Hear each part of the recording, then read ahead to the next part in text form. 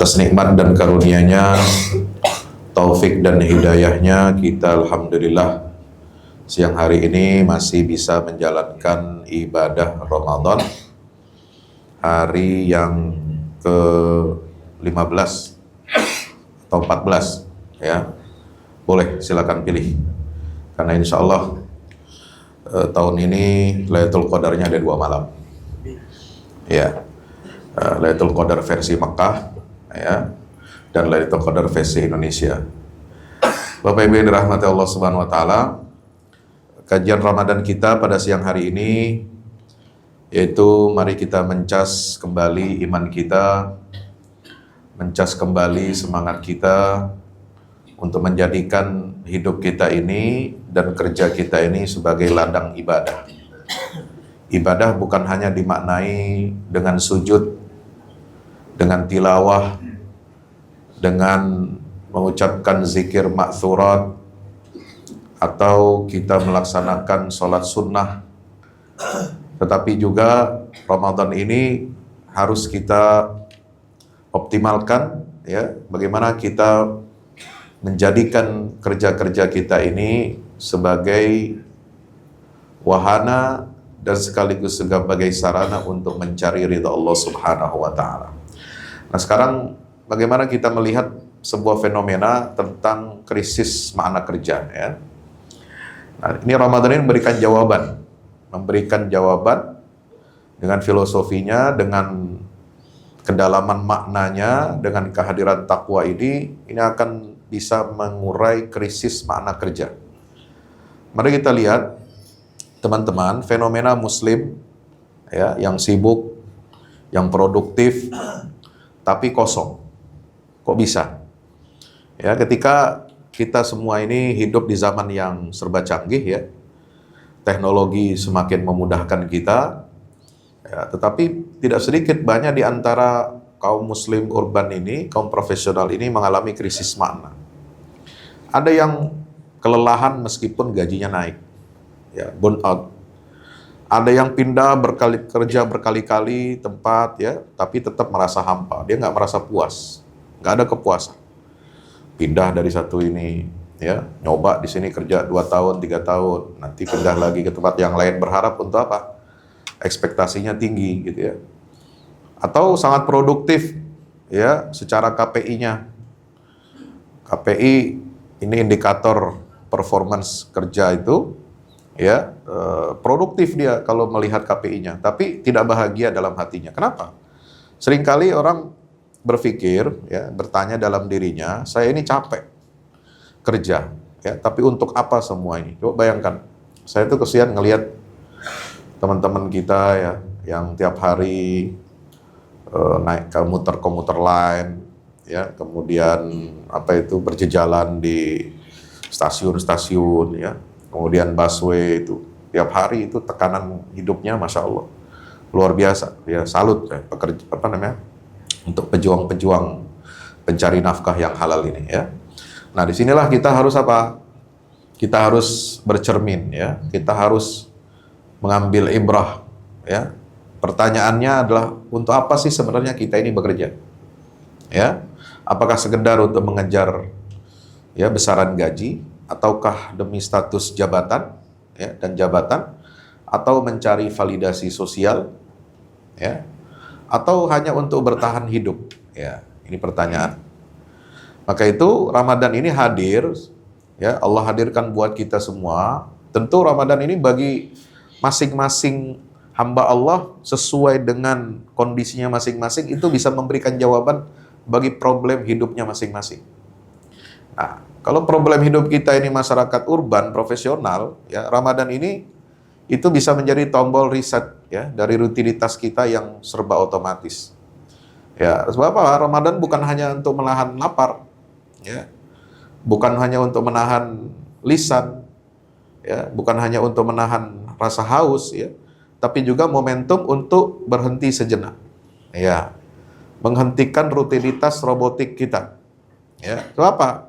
Puasa ini hadir, teman-teman, sebagai kritik terhadap budaya kerja modern yang mengukur manusia hanya dari produktivitasnya saja, hanya dari capaian materinya saja, Jadi puasa ini kalau kita renungkan lebih jauh ya, dia akan menjadi reminder buat kita, pengingat kita bahwa manusia ini bukan mesin. Ya, kita ini ya manusia. Ya, human is human. Ya, dia bukan mesin. Kalau menganggap manusia itu sebagai mesin yang harus bekerja rodi, apa bedanya dengan kita dulu zaman sistem perbudakan di era klasik, ya, ketika semua mengandalkan tenaga manusia. Nah, sekarang memang mungkin tidak mengandalkan tenaga fisik manusia, tetapi tekanan pekerjaan ya bertubi-tubi datang dengan target bermacam-macam, ini menjadikan kita ya secara fisik memang mungkin kita tidak kerja buruh kasar. Ya, tidak seperti budak di zaman Rasulullah, di zaman Romawi, di zaman Persia, Yunani gitu ya. Tapi kita justru terbebani pikiran kita. Nah, kesehatan kadang-kadang budak zaman dulu itu kadang-kadang lebih sehat mentalnya daripada kita yang zaman sekarang ini. Ya, walaupun kerjanya enak, ya di kantor nyaman, AC dan lain sebagainya, tapi belum tentu itu ya hatinya itu bisa bahagia. Maka kita kembali kepada apa? Kepada niat. Ya, kerja adalah ibadah ini. Nah, ini starting point-nya ya.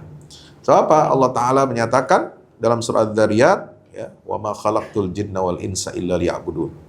Ketika Allah menyatakan bahwa ibadah itu adalah dalam konteks ya menjalani kehidupan kita, ya itu dikaitkan begitu erat. Tidaklah aku ciptakan jin dan manusia ya kecuali untuk menyembahku. Ya, ayatnya nggak bilang diciptakan jin dan manusia ini untuk bekerja, ya, atau untuk makan, atau untuk minum, ya, tapi diciptakan untuk menyembah aku. Artinya apa? Semua aktivitas hidupnya itu sebenarnya ya menjadi arena untuk apa? Ibadah, ya. Kita harus jadikan arena kehidupan kita ini manusia dengan segala kompleksitasnya itu sebagai apa? Ruang untuk ibadah. Maka kerja itu adalah ibadah, ya. Kalau niatnya benar, itu jadi ibadah. Ya. Kalau kita amanah, ketika kita bekerja, itu juga jadi ibadah. Ya.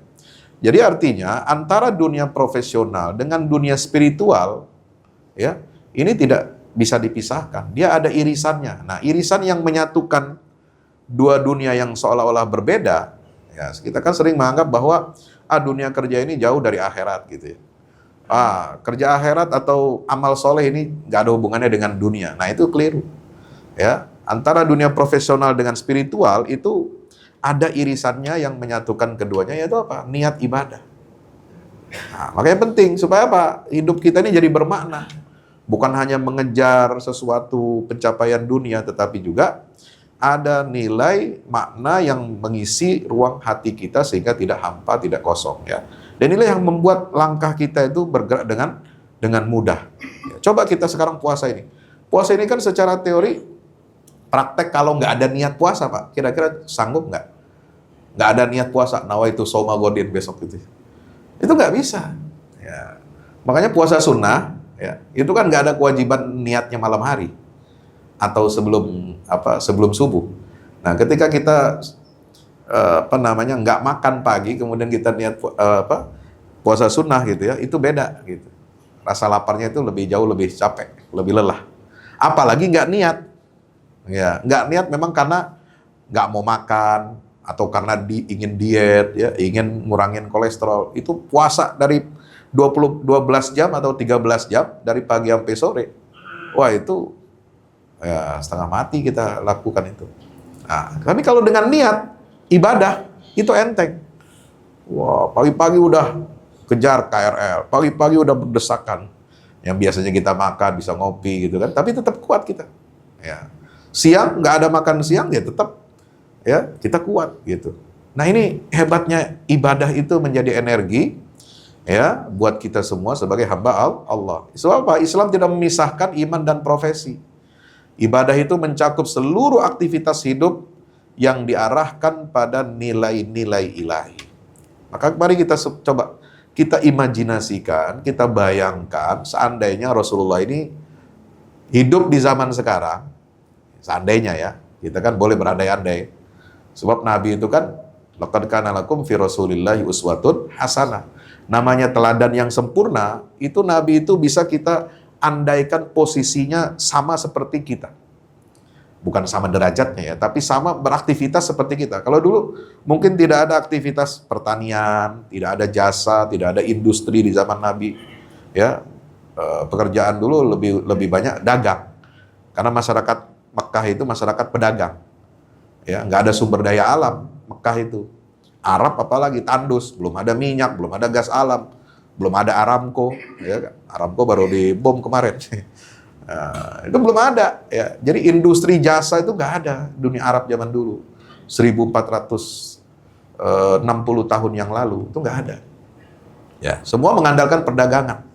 Nah, kita biasa memposisikan Nabi, oh Nabi pedagang, hanya berdagang saja, enggak. Nabi kalau hidup zaman sekarang bisa jadi dia sebagai profesional juga, seandainya loh ya, kalau kita mengandai-andaikan begitu. Nah, sekarang kita bisa bawa nilai ideal Rasulullah itu coba dalam kehidupan kita sehari-hari deh, yang relate dengan profesi kita gitu ya. Seandainya Rasulullah bekerja di kantor kita, coba bayangkan Rasulullah ini ya berada di ruang kerja Anda hari ini, sama-sama penuh deadline, sama-sama menghadapi rapat, meeting, board of director, ya, sama-sama menerima notifikasi grup WhatsApp. Ya, ini bayangin aja, jangan beneran gitu ya. Nah, samalah kayak kita gitu ya. Pertanyaannya yang paling besar apa? Nilai apa yang akan beliau bawa dalam budaya kerja kita ini? Ya, so apa? Nabi kan bukan hanya tokoh masjid. Ya, Nabi itu panglima perang, Nabi itu hakim, Nabi itu pemimpin masyarakat, ya. Nabi juga pernah berprofesi sebagai pedagang. Nah, hanya profesi dagangnya itu ditinggalkan setelah jadi Nabi dan Rasul. Kenapa? Ya supaya orang betul-betul percaya bahwa beliau membawa agama ini bukan untuk diperdagangkan. Ya, bukan untuk cari keuntungan materi buat dirinya, ya, bukan untuk orang setor pajak ke beliau, enggak, ya, bukan orang untuk setor upeti kepada Nabi Muhammad, enggak ada, ya. Nabi Muhammad itu walaupun menerima bagian humus seperlima itu pun dibagi, ya. Kalau mendapat rampasan perang ada kaidah hukum perang itu dalam Islam itu seperlima itu untuk Allah, Rasul dan orang-orang yang memerlukan. Baru nanti 4/5-nya itu untuk pasukan. Ya, jadi 20% untuk Allah, Rasul dan bagian yang khusus itu. Nah, Nabi menerima sebagian kecil dari 20% itu. Itu saja jatah ya hidupnya Rasulullah SAW, kecil, Pak. Dan beliau itu sering bersedekah, berbagi gitu. Nah, ini contoh teladan ya. Nggak pernah Nabi itu hidup mewah, makanannya selalu ada stoknya di kulkas, nggak ada. Ya, atau mau apa, atau minta-minta tinggal terima insentif dari Abu Bakar misalnya, minta insentif dari Umar misalnya, minta insentif dari Utsman bin Affan menantunya sendiri, nggak ada. Itu semua beliau infakkan. Makanya Ramadan ini dalam kehidupan Rasulullah itu adalah bulan yang banyak sekali beliau itu berbagi, berderma. Karena Rasulullah SAW ajwadan nas wa kana ajwada ma yakunu fi Ramadan. Nabi itu orang paling dermawan, dan lebih dermawan lagi kalau bulan Ramadan. Subhanallah, ya. Bapak yang dirahmati Allah, jadi beliau ini pedagang iya, manajer iya, pemimpin negara iya. Artinya apa? Akrab dengan dunia profesional, ya. Bukan cuma duduk di masjid gitu 24 jam gitu ya. Bukan cuma zikir aja kerjanya beliau itu, ya. Tapi juga akrab dengan dunia profesional, mulai dari sebelum jadi Rasul sampai setelah menjadi Rasul. Nah, oleh sebab itu nilai-nilai apa, nilai profesional, profetik yang seperti apa yang akan beliau bawa di era digital sekarang ini. Nah, inilah nilai universal yang tidak akan lekang. Ya. Orangnya mungkin berbeda, ya, latar belakang kondisi sosial, politik, ekonomi mungkin berbeda, tapi nilai ini yang harus kita pegang. Gitu.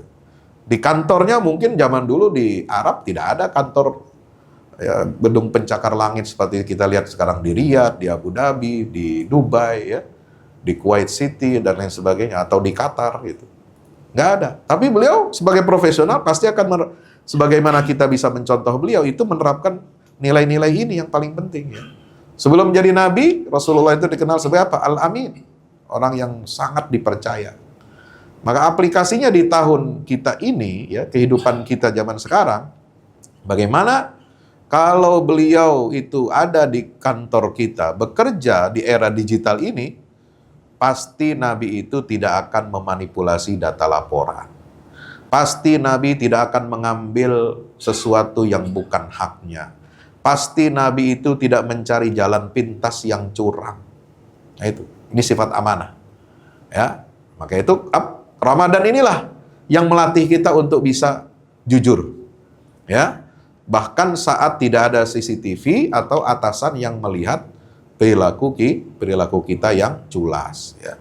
Nilai profesi yang kedua, ya, yang dicontohkan oleh Nabi dalam dunia pekerjaan itu apa?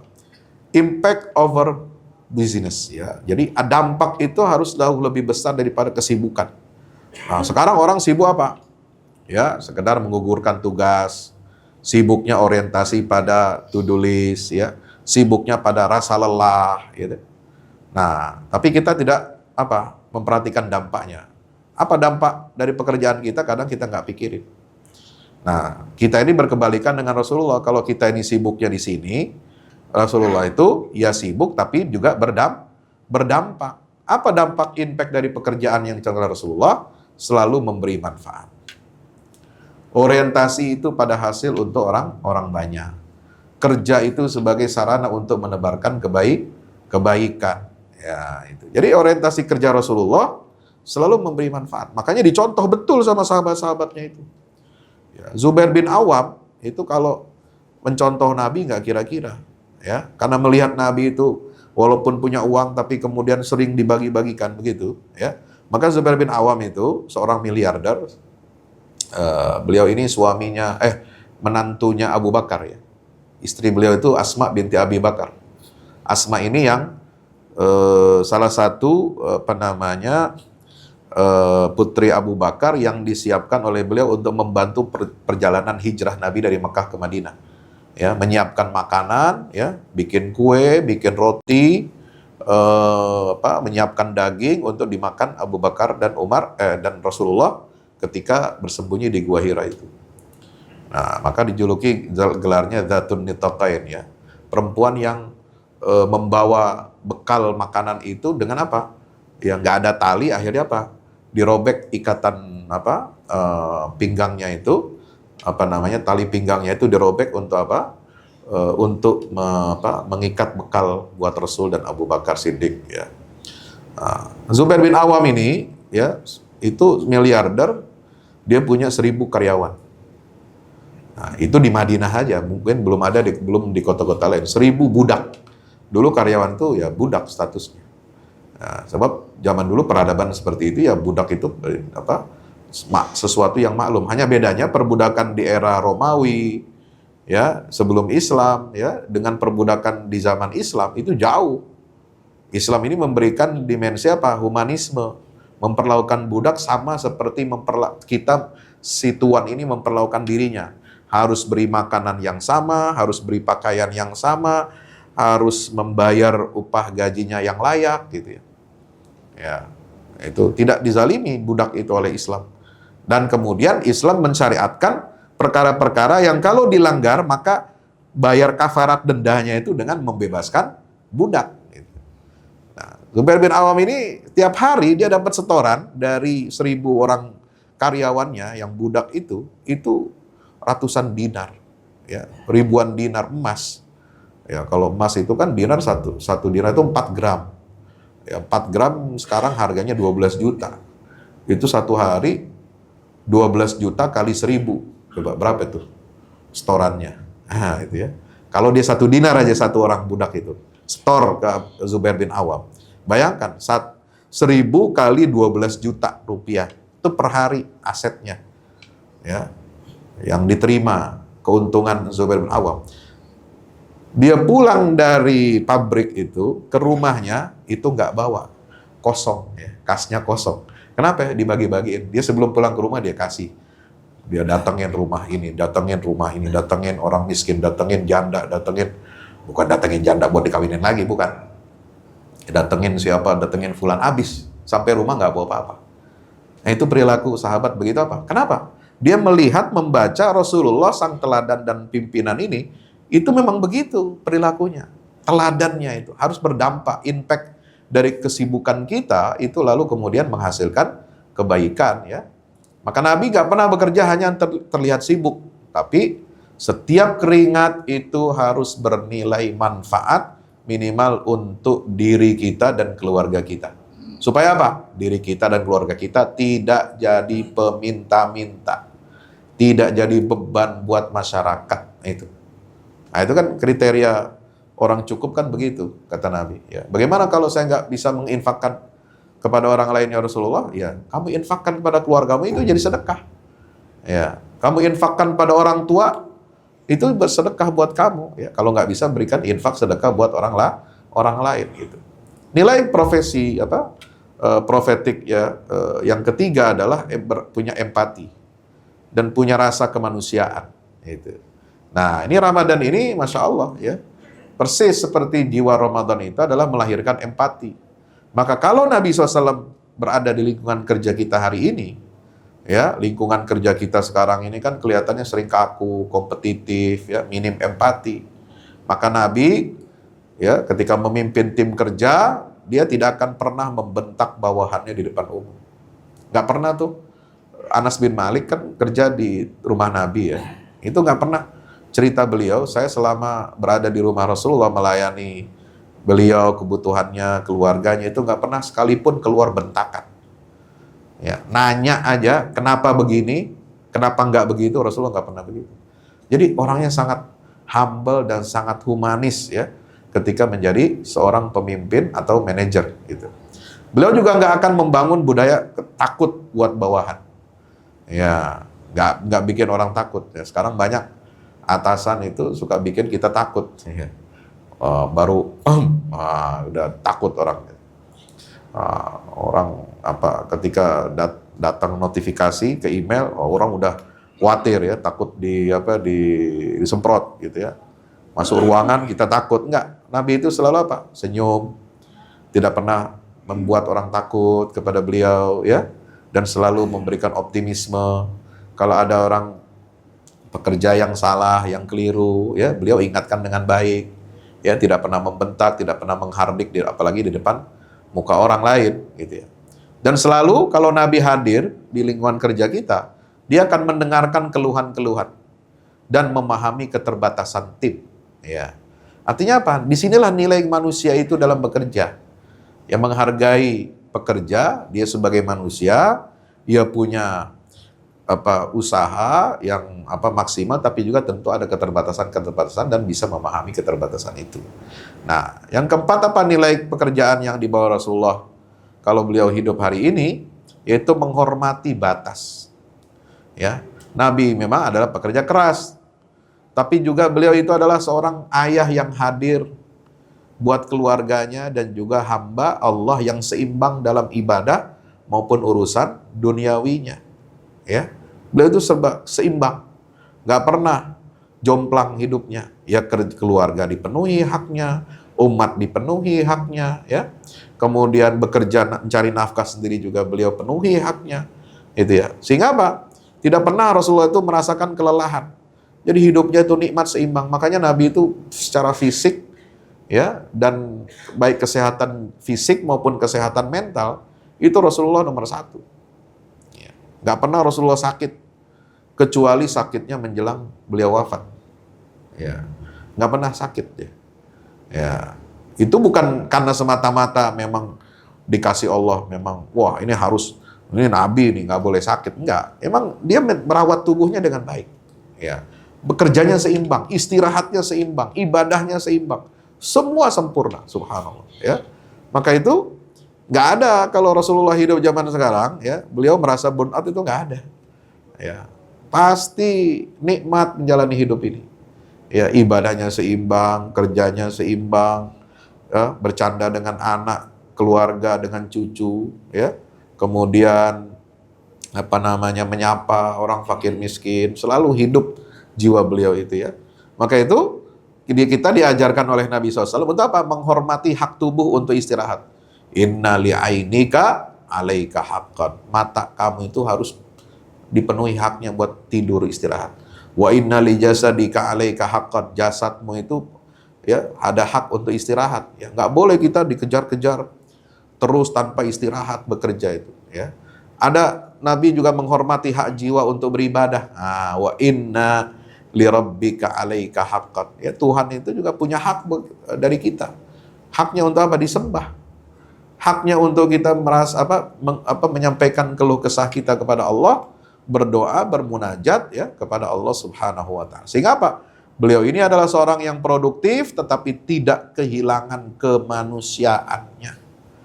Ya, Bapak Ibu dirahmati Allah, nilai yang kelima adalah leadership by example. Ya, jadi memimpin itu harus dengan contoh.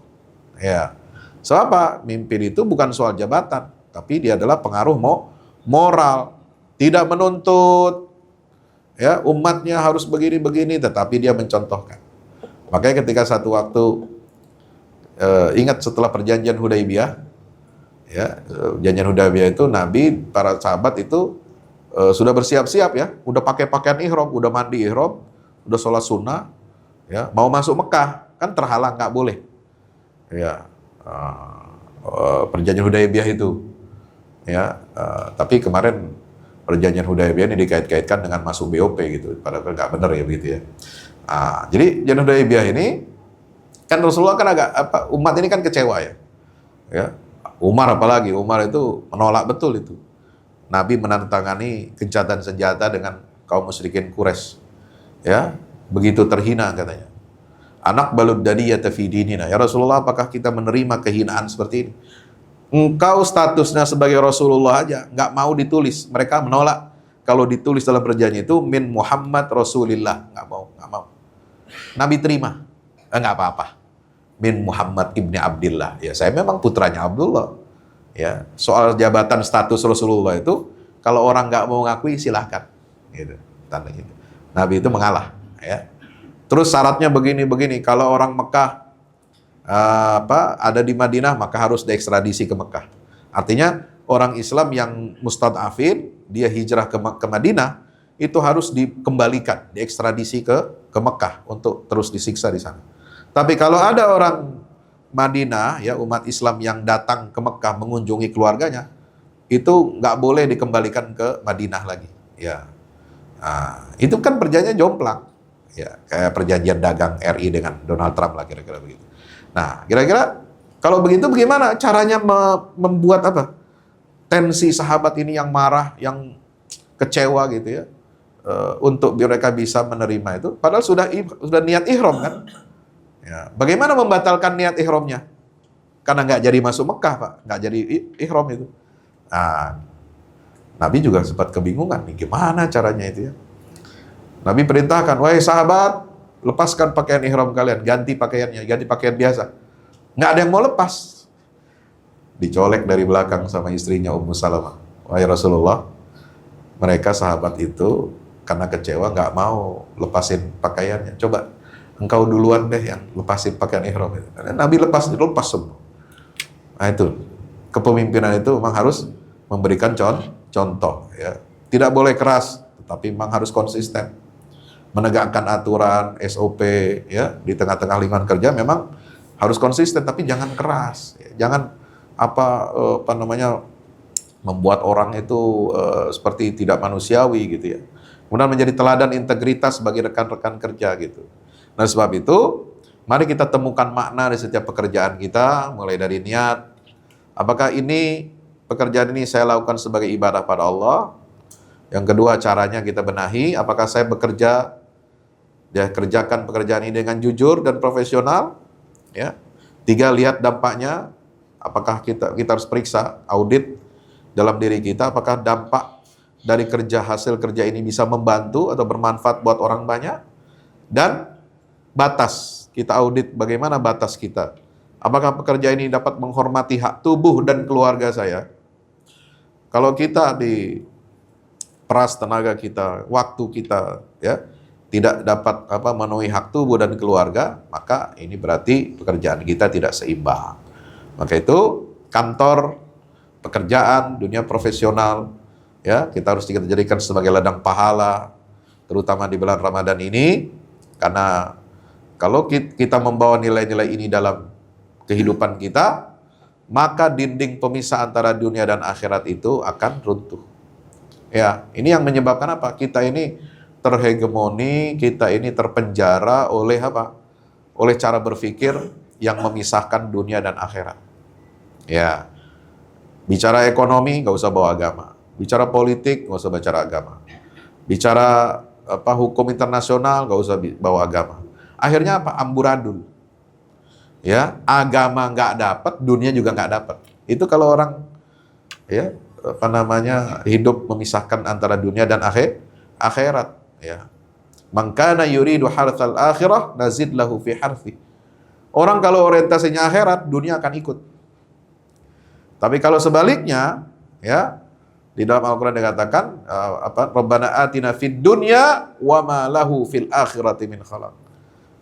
Makanya diajarkan doakan Rabbana atina fid dunya hasanah wa fil akhirati hasanah.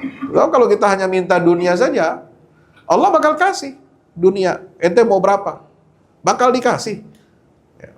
Makanya banyak orang-orang yang tidak beriman pada Allah, kok kelihatannya apa? Kelihatannya dia lebih maju, lebih kaya gitu, lebih makmur. Ya memang dikasih sama Allah. Ya, kamu udah mau dunia, dunia aja nih. Nggak mau ridho Allah, nggak mau ridho aku, kata Allah. Ya aku kasih. Tapi hati-hati, nanti kamu bagian kamu di akhirat nggak ada. Padahal nikmat Allah yang di akhirat itu jauh lebih besar daripada yang ada di dunia. Gitu. Nah, kemudian kantor jangan jadi sekedar tempat cari nafkah, tapi juga menjadi apa? Sarana untuk membentuk karakter kita. Maka itu jadilah profesional yang tahan godaan, ya godaan-godaan yang serba instan dan setia kepada nilai yang berjangka panjang. Gitu. Sebab itu pertanyaan untuk apa kita bekerja harus senantiasa menjadi pengingat buat kita, ya setiap waktu, setiap bulan, setiap tahun harus kita apa? Kita audit diri kita untuk apa kita bekerja, ya. Sebab profesionalisme bukan hanya soal skill, tapi juga tentang nilai yang kita pegang teguh dalam proses pekerjaan kita ini. Mudah-mudahan lelah kita menjadi lillah, ya. Mudah-mudahan Allah jadikan profesi ini sebagai jalan pengabdian kita kepada Allah, dan mudah-mudahan Allah berikan keberkahan atas rizki yang diberikan dengan pekerjaan kita, wasilah ke pekerjaan kita hari ini. Amin ya rabbal alamin. Mudah-mudahan bermanfaat. Aku qouli hadza astaghfirullah lakum. Wassalamualaikum warahmatullahi wabarakatuh.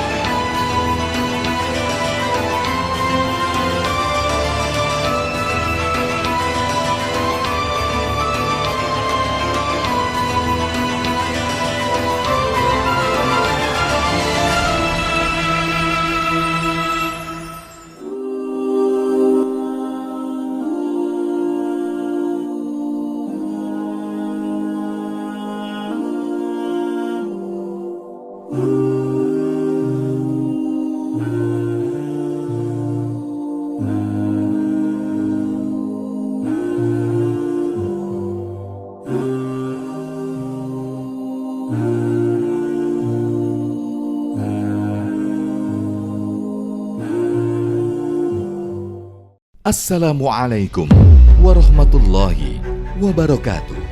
Yang terbaru dari Al-Fahmu Institute, buku petunjuk manusia pilihan, karya Ustadz Fahmi Salim.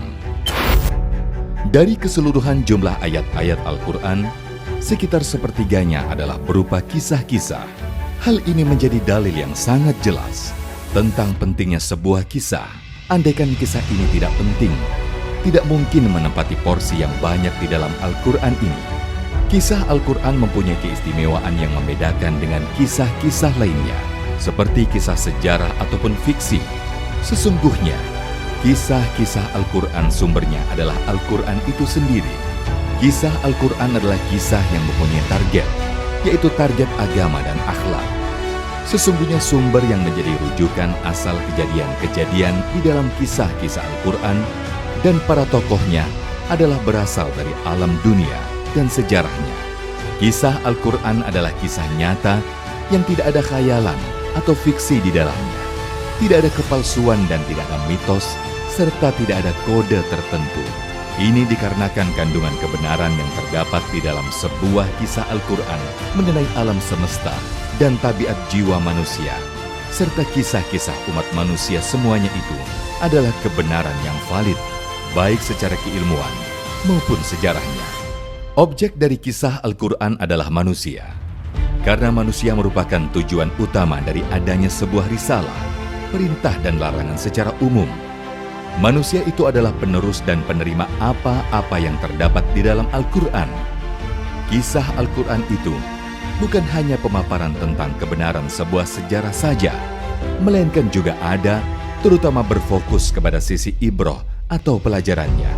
Sungguh, Al-Quran diakui tidak hanya mukjizat dari segi sumber keilahiannya atau sisi kesastraannya yang indah, informasi ilmiah sainsnya yang tepat, informasi kabar gaib terdahulu dan yang akan datang, dan aspek syariatnya saja.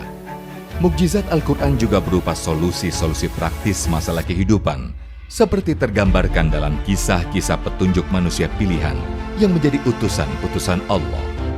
Petunjuk manusia pilihan sudah seharusnya menjadi pemandu dan penerang jalan agar Indonesia dan dunia keseluruhan segera terentaskan keluar dari berbagai kegelapan hidup menuju cahaya peradaban yang unggul gemilang, bersendikan tauhid yang kokoh sepanjang masa.